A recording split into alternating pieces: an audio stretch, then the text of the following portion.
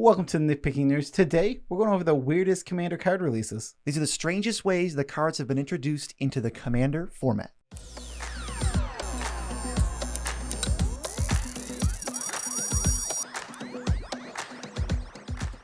I'm your host, Joe Cherries. I'm your host, Beezy, and that makes us the Nitpicking Nerds. If you want to talk to us off video, go to the YouTube comments. We'll always respond there. Or our Discord, which is open to everyone. And if you're a patron, you get a little special perks. Yeah, it's pretty awesome. So today, so weird.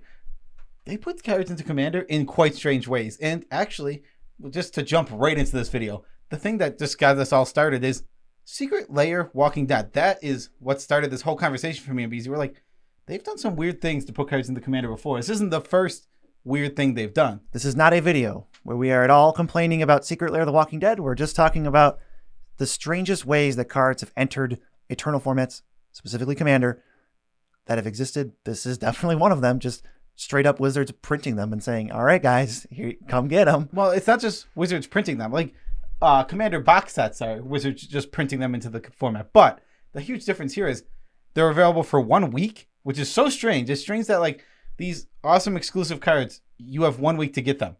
What if I was in a coma for that week? What if you don't live in America? Then that's the worst one. That feels real bad. We're just actually complaining about it anyway. Secret Lair, not the best decision. Definitely super bizarre. Well, yeah, it wasn't or even like no cards have done this before. Yeah, and also this isn't how the product Secret Lair. We didn't think this was ever going to be something that had exclusive cards, and it was intended to be like, we do cool reprints, which was cool. It's just like, okay, if you want this Bitter Blossom with awesome art, then here's how you get it. Yeah, and here's the tokens too. Yeah, exactly. That was cool, and like that's a great way to do Secret Lair, I think. But they threw a curveball. Anyway, next one. Huge curveball.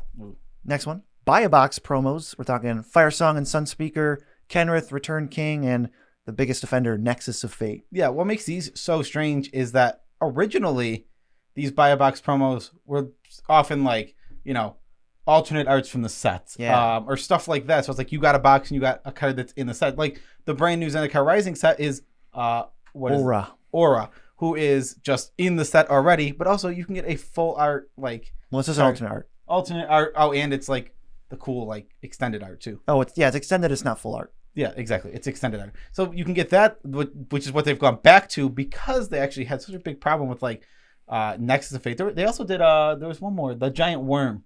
Impervious Great Maw. There might be even more, but those are the notable ones. But this was a bad idea. Turns out having the gateway as a box instead of a pack to find a card, that's huge. There were more Nexus of Fates than every other Mythic, right, in the set. But the problem was no one could ever get one. So it was $1 million. It was this weird. It was such a weird way to obtain them. I don't know. There was a weird issues with it. Oh, this next one's even weirder. This is so much weirder. This is Nalathni, the Lathni Dragon, and originally was supposed to only have a 10,000 card print run, and only available to people who attended Dragon Con in 1994, right? Yeah, so you had to attend Dragon Con in 1994 to get this card. Huge backlash. Kind of, I would say the backlash, from what I was reading, it was essentially the kind of backlash they're getting for Walking Dead Secret Lair. Similar. It's similar type of backlash from what I was reading. They literally stopped doing that type of promo, and only say they did something for an event. Like if you go to this event, you get this card. It was a reprint. Yeah, and I will say that people probably said Magic was ending about then too. Yeah. And we'll leave it at that. But Nalathni Dragon, it's got banding. So it's just Furnace Whelp or what's the dragon? You pump it 4 times and it dies. I don't know. It's just a functional bad reprint of a card. It was the original. But anyway, the next weird thing, Harper Prism Magic the Gathering book series. There were 6 books. And of course, in only 5 of those books, you could get one of 5 promotional cards. They're all terrible, except one of them is Mana Crypt. Yep, they're all terrible, except one of them is actually one of the best cards ever printed for Commander. Yeah, original printing was this book promo where you buy the book. In the book is a voucher, classic 90s, and then you turn the voucher in and you get the card. Oh my God, vouchers. They basically didn't want you to get these promos. Also, I guess if you're buying a book, where are they going to put it? If it was inside the cover, you probably ruined the card. Yeah, or it just gets stolen. Yeah. There's no guarantee that your book even has one. Oh yeah, that'd be even worse. Yeah, that's true. I guess they didn't want to have to do a sealed book. That'd be weird. Yeah, that'd be probably expensive. But anyway, the voucher, you can get the Mana Crypt. Yeah, Mana Crypt and Green Seeker, Centaur, and Giant Badger were eventually... I think Giant Badger was reprinted and the Centaur was not. Centaur, of course, being 1 red for a 2/2 vigilance, obviously. Yeah, the classic. We have a 2/2 with lifelink for 1 and a white that has vigilance and can gain lifelink in standard right now. That was the promo. It's like, you want to buy the book now, guys? Boy, do I. Yeah, Mana Crypt is insane. I'm really surprised. When we were going over our new big project, the best commander card in every set, Mana Crypt would have won no matter what it was up against, but there was no set. It was just released by itself. Yeah, it was literally released in these books, and that's not a set. It wasn't a set of cards. It's a book promo. Yeah, so it didn't actually get included in there, which is super funny. Next is the Global Series, which was supposed to be a series, but it only has one. The series with one entry. With one entry. It's Mu and Jiang, and it introduced weird cards. Like there's the Nine-Tails Fox, which is like Thieving Otter, and there's like 40 other versions of that card. It's like a beginner thing designed for other like overseas markets. Like I think this one was for the Asian market, right? China. It's like, it was for China. Right. Here's your cool, like we've got cool tie-ins, and it's going to be inspired by other stuff. Like, but the cards all sucked, and they were all functional reprints of other cards that all sucked. So I don't really get it. Well, and some of the like most of the almost everything in it was really bad. The Planeswalkers were really bad. I think they were trying not to push the envelope with this. And it was Planeswalker decks like that. Yeah, and by not pushing the envelope at all, they ended up just printing these horrible cards. Like you said, Thieving Otter was basically one of the best cards in this. The Moon-Eating Dog is Moon-Eater Dog. That's the best name. Yeah, and the Planeswalkers were really, really bad. They saw playing nothing, essentially. And not that they were supposed to. It's just these cards are legal in Commander, and it's really weird. Yeah, they are legal in Commander. One time when we did a tune-up, I remember we put Nine-Tail Fox or whatever. Wow, we did? Yeah, we did. It was for the Horsemanship deck.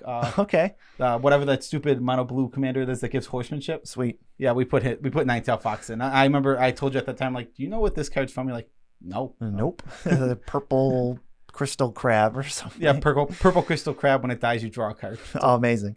Next up, Planechase 2012. The original Planechase did not have exclusive cards, and then the next one just randomly did.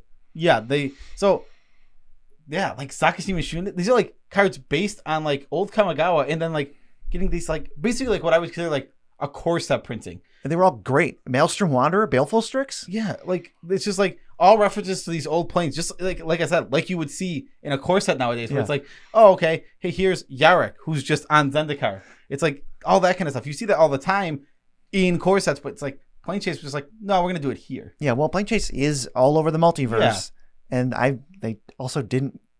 I don't remember them doing a reference to a plane we haven't been to. No, they have typical. They have a lot of them actually. For cards. Oh, in Planechase. Oh, for the cards, I don't know. I know a lot of the planes are places we haven't been. Oh, like 90% of them. Yeah, and I'm actually also very confident 90% of them will never go to. They were just like throwaway names. Yeah, as far as I know. I wonder if they mentioned like something like Kaladesh. I mean, seriously, have we been to a single plane from Planechase since it came out in like 2009 or 2011? I doubt it. I don't know. Maybe. I'm gonna go look it up, but as of right now, I doubt it. And the last one, even stranger, a box set product called Game Night and Game Night 2019, designed for casual multiplayer gameplay. Can you think of any formats that are casual and multiplayer? No, better make our own. Brawl, yeah. Well, this is not that. It's just 5-player games. Most play groups are 4 players, right? You know, anyone who plays Commander frequently with people can say, yeah, I can get 4 people to play Commander right now. 5 is just slightly more awkward. Yeah. And what if you're done playing Game Night? What are you going to do after? Play Commander? Yeah, Game Night's just super weird. So these both came out, and most of the cards in them were reprints, except for one of each color. There's 10 unique cards to 5 of them go to Game Nights, 5 of them go to Game Nights 2019, and they're not very good. They're just okay. One of them is like, I think the one that doubles damage is like $20. I was looking it up. Really? Yeah, it's actually expensive. Interesting. I don't think any of them are that great. I think that my favorite one is the Overrun ETB. That seems like a really good budget card. But they're all, I think all 10 of them are ETBs for like 6 or 7 mana. Like they went out of their way to make these not broken anywhere, but they're cool in multiplayer. The red one's not an ETB. It's just... Oh, it's a static, yeah. Yeah, it's a static. Yeah, that one, I think that's the most played one by far. And the green one's not really that budget. It's like $5. $4. Well, I'm just saying it's not like super budget. Like if you're on like a super tight budget, you're not going to get that in. Well, if your budget is 50, probably not. But if you're 100, then yes. Because like Crater Hoof's not making your $100 deck. No, because Creator, you can't spend half of your budget on your one weekend. Or can I? And then just buy every like medium tutor that only costs a couple dollars to try to find it. What a weird deck. Yeah, so that's just something we wanted to go over really quick because I thought it was fun.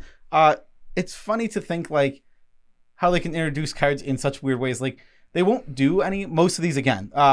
I think they've already switched the Buy a Box promo. Yep. Secret Lair Walking Dead has gotten so much backlash. I can't imagine them doing this again. At least in the same way, they could say we're going to reverse Godzilla them, or they will be reprinted at X date. But they're not going to go, well, guys, we heard your response, and now it's the same thing again. Except for it's Harry Potter. Yeah.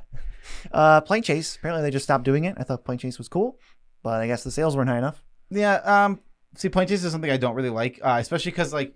So, what format do you play it with? So that's the thing. Any format.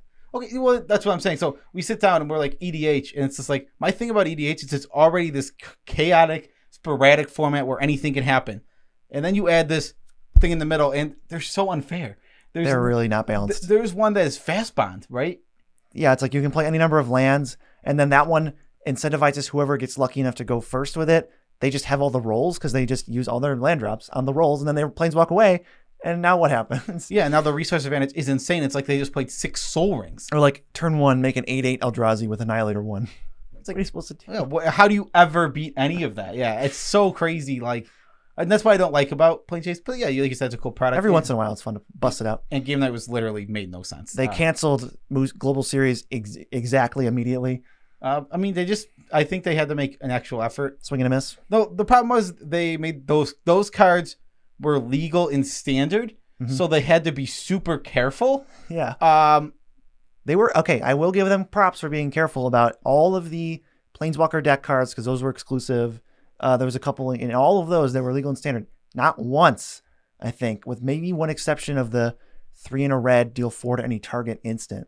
That might have seen play just for the memes, but other than that, like nothing came even close, which is good. Well, that's the end of our video, and special shout outs to our patrons. We love you guys all as much as we can without making you uncomfortable. You guys are nicknamed the Poopy Babies because you're so awesome. And if you're a Poopy Baby and in the Discord, or if you're just in the Discord, you can level up now. If you're chatting in chat, you become a blank Poopy Baby tier blank. Yeah, I'm level 2, and there's people who are level 14. Oh yeah, and we're in it every day, so I don't know. You don't type that much in chat. I don't. I mean, I'm usually in the voice chat. You're not in voice chat as much as me. Whatever. Get wrecked. Okay. Well, you can also go to the description where we have so many links for you. Merch link. Joe's wearing merch. Go check it out. It's actually even more clear than it looks now. We're still waiting on our new shirts. Or TCG Player Affiliate link. We're going to link you to some stupid cards. Maybe one stupid card from each of these random releases. And then you can navigate from that link wherever you want. Buy whatever you want and we get a kickback on the order. We make some money. Yeah, exactly. Oh, man. And I stream on weekdays at 10 o'clock for at least a couple hours doing a lot of Zendikar drafts. I love Zendikar draft. Oh, my God. I did one last night. I was exhausted, like super tired and like starting to like fall asleep. And I drafted it. And I'm like, what am I doing? I'm like, I know I was in blue, but I don't know what my second color was supposed to be. Oh, your draft deck just sucked. No, it went 6-1. Oh, all right. Never mind. 6-1. Yeah. You haven't played more games? Oh, went 6-3. 6-3. Not bad. Not bad. Yeah. Like I played out the games and I was like, oh. No, this deck's actually just randomly good. Like, because blue was the right color. I was absolutely in the right color for blue, and then like I picked green because like I was between like green and red, and I couldn't decide which one I was gonna be. And all of a sudden, I opened a Scoot Swarm. Okay, I'm in Scoot Swarm. Well, if you thought that was a tidbit, you're wrong. Go check out, which should be at this point on our channel under the premiere section. It's going to be coming out on Friday. Best commander card in every set. Prepare yourself. Get hype. Yes. Invite your friends over, but make sure that you give it an individual view for each friend. It's going to be an hour long. It is a doozy. Longest Nitpicking Nerd video ever. Invite your friends over, and while your friends are over, tell them to get on their phones and watch the video while you watch it on your we don't TV. Want to lose views. Go have a viewing party, but get them to view it first. No, I don't want to get 1/20th of the views because everybody had a party. I'm okay with that. I am not okay with that. I mean, I'm willing to, if we're extending our audience and gaining fans, that's what really matters. Well, yeah, obviously. You think I don't? I'm just telling you, don't have parties. Yeah, don't have parties. Well, actually, In most cases, you can't anyway. yeah, don't have parties if there's COVID around. You can actually do virtual watchings. That way, we get the views and you don't expose yourself to COVID. And then they stream it. One of them streams over Discord. It's only one view. Don't do it. Don't Darn do it! Well, anyway, we're done. Check out the thing. We're really excited. This video was super random. Peace out, Trap Scout.